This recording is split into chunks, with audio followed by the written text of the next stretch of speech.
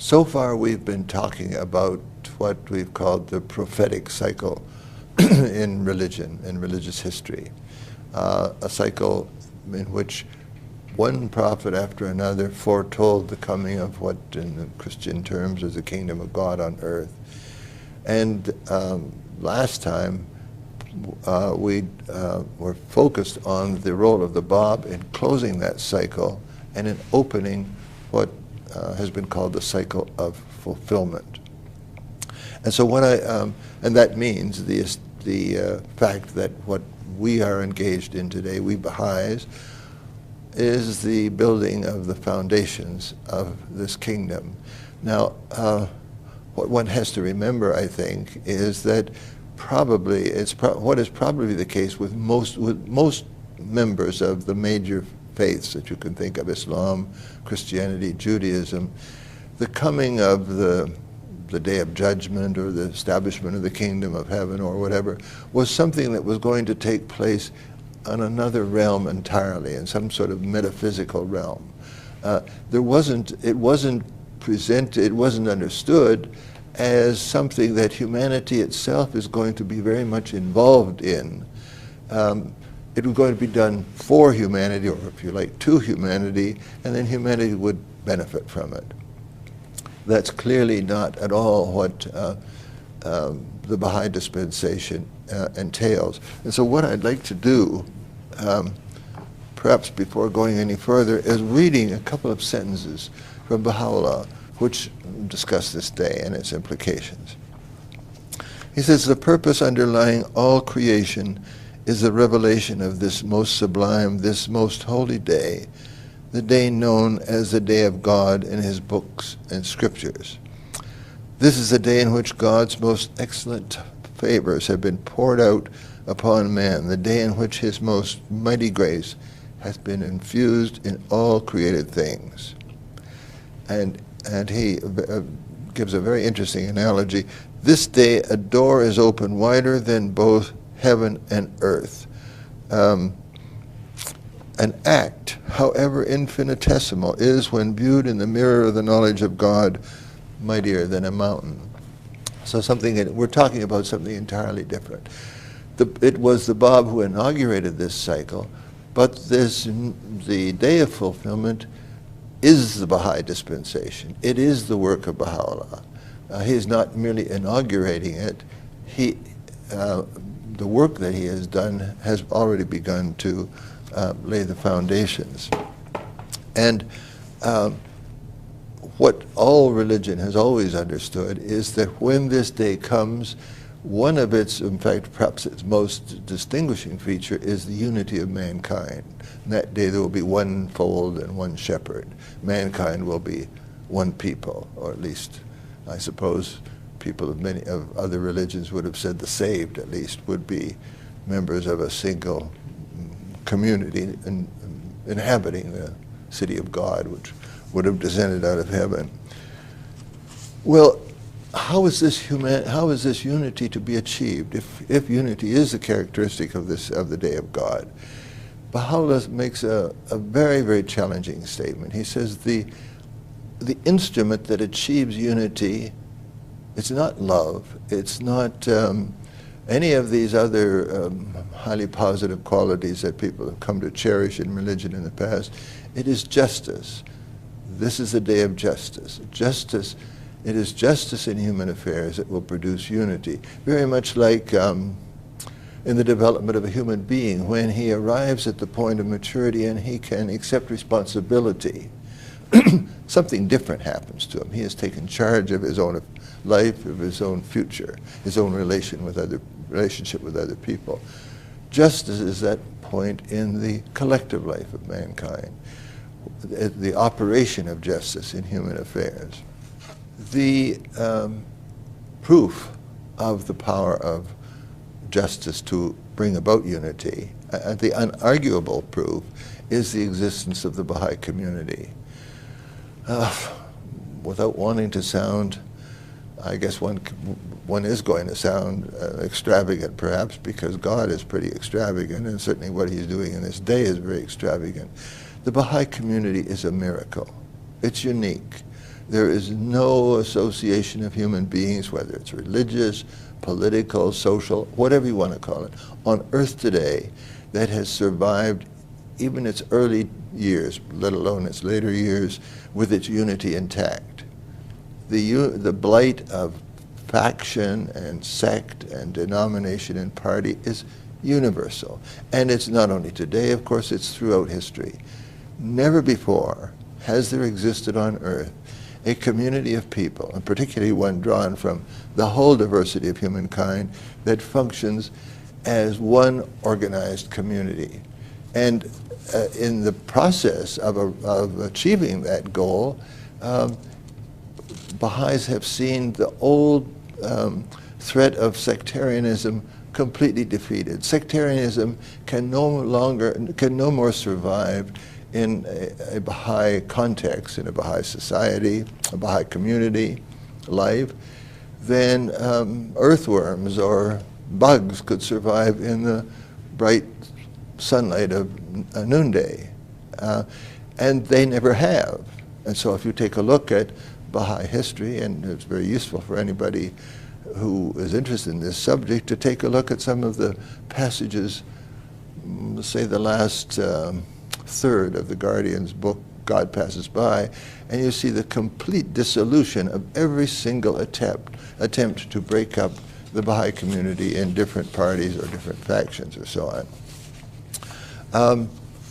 The Baha'i community, therefore, is the proof, and again, let me say the unarguable proof, that humanity in all its diversity can learn to live and work as one human family in one global homeland, which is the planet itself. And you can't argue with this. You can't say that's not possible for people, and there are a lot of people, I guess, who say that today, because some 5 million people, with the whole diversity of the human race entailed, have done it quite successfully. And as the community grows, the strengths that come from unity, as Baha'u'llah promised would be the case, have steadily increased.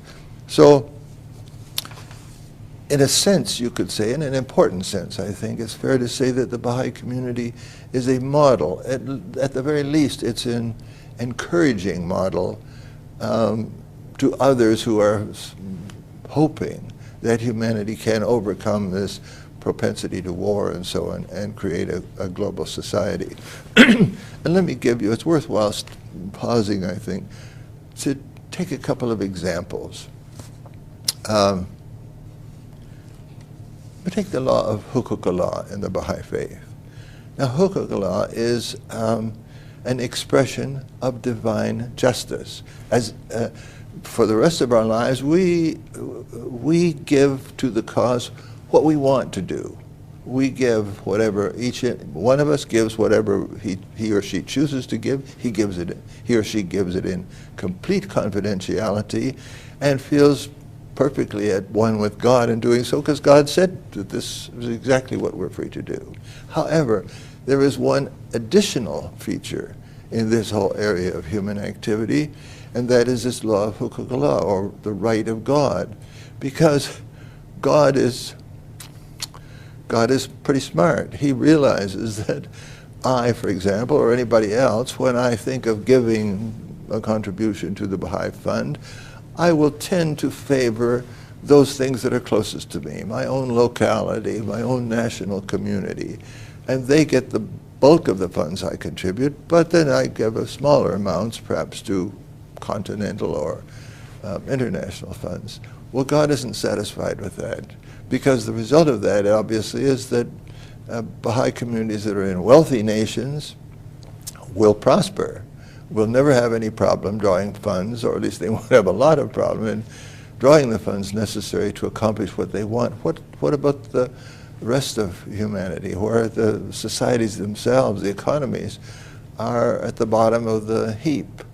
And the law of Hukuk-Allah is the means by which God plans to take care of that, because each Baha'i, when he gives to the trustees of this fund 19% of everything that he has left after he has paid all his own expenses, after he has lived as he feels he should live. 19% goes to this, and those funds are used for the progress of the faith throughout the whole world. Now, these are early days, but what we're talking about, if you throw your imagination into the future, we are talking here about a massive transfer of capital in a Baha'i society on a scale that would boggle the mind today if you began to think of it. Baha'u'llah simply intends to establish justice in the distribution of human wealth without taking away the rights of people in parts of the world which have money, lots of money, to function in every other aspect of their lives as their own particular inclination prompts them to do. What's another example? Well, take Baha'i elections. Here, if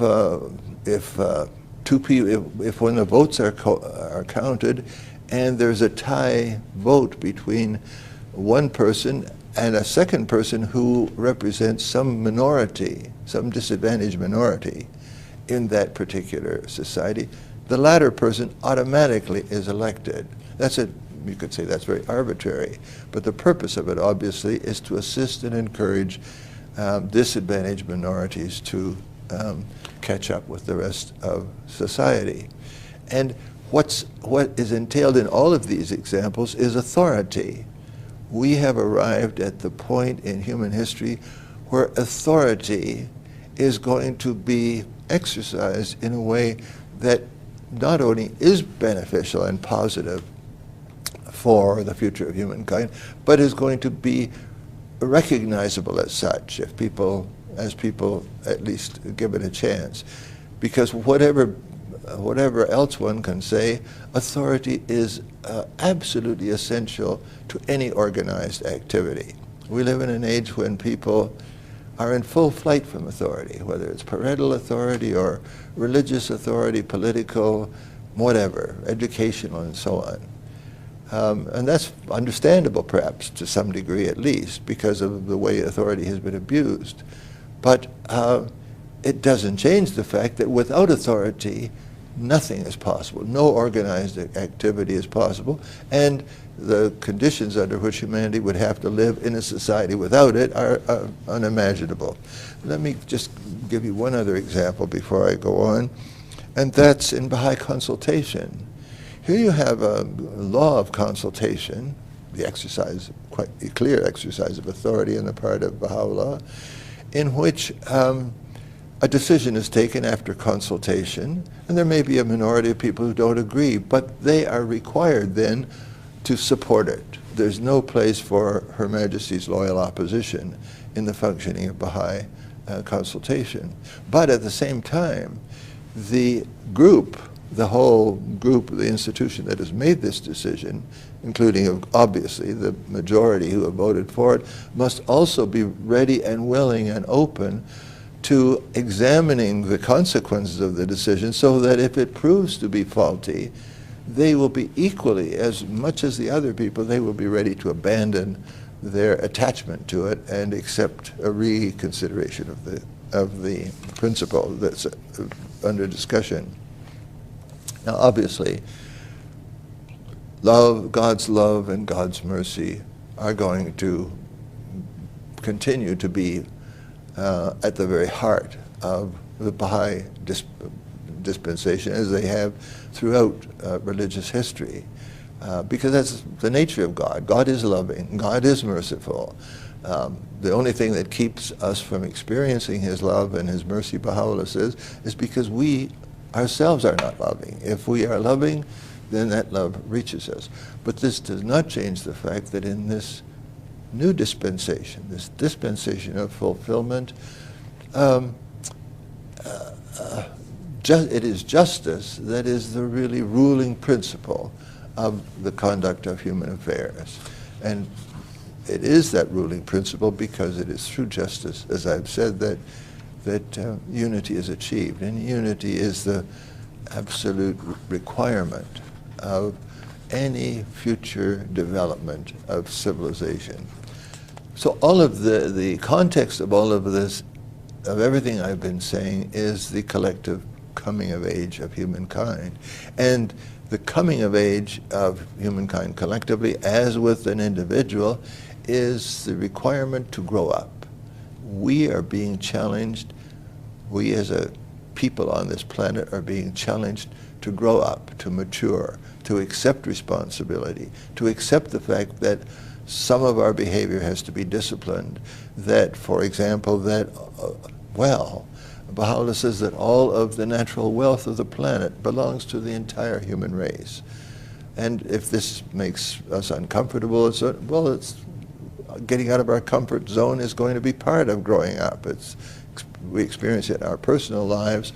Why would we expect not to experience it in our collective life? But because we're rational souls, we have to do our very best, I think, as Baha'is, not merely to obey, not merely to submit, but as I think I mentioned in another context, but to understand why and how these evolutionary processes work, and to keep in mind constantly that we're not talking just about other people. If we're going to be useful to the human race, if we're going to provide a model, if we're going to provide encouragement, then we have to understand that we ourselves will be facing these challenges first. And we will not be useful if we have not responded to these challenges. That's what's ahead of us. The very fact that the cause is a stage in an evolutionary process, even though it's at a moment, the stage where everything has changed, everything has reached a moment of fulfillment. Nevertheless, it's a process that we're challenged to look at, and if we ever fall into the habit of imagining that we have arrived and the rest of poor mankind is still struggling in the darkness, then we ourselves have missed the boat completely. It's to the extent that we face the inevitable challenges that authority presents us with. The minute you encounter authority, you are challenged. You are challenged to begin to think, why is this authority, do I understand what the authority is requiring? Do I understand why that authority is requiring it? Am I imagining that here I'm still dealing with my father or something? Or my grade 1 school teacher? No, authority is the authority that God has, the authority I'm speaking about, is the authority that God has expressed for the guidance of mankind. And that's the goal that we have constantly to keep in mind. Let me just close these comments, which are perhaps too extensive already, but all of the great religions have pointed us to the enormity of the changes that are taking place today. In the past, I think people have tended to think of the coming of the kingdom of heaven or the descent of God out of heaven, as in Islam, as something that would take place in some sort of a metaphysical realm in which things are just done for us, and we accept it and benefit from it. But that's not the kind of that's not the actual wording of even of the prophetic scriptures.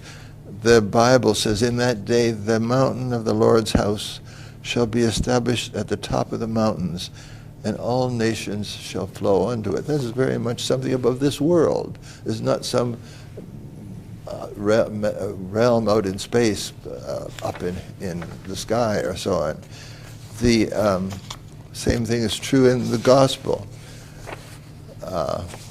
St. John says, "And I saw the holy city coming down from God out of heaven, and the glory of the Lord shall be its light." It will be here on earth. It will be, he compares it to a city, and the light that he's speaking of, obviously, is the light of understanding that will make possible for people to live together as one global society. And the Quran extends this, as it very often does, in one sweep to the whole of the planet, it says, even as we produced the first creation, so shall we produce a new one. A promise we shall certainly fulfill.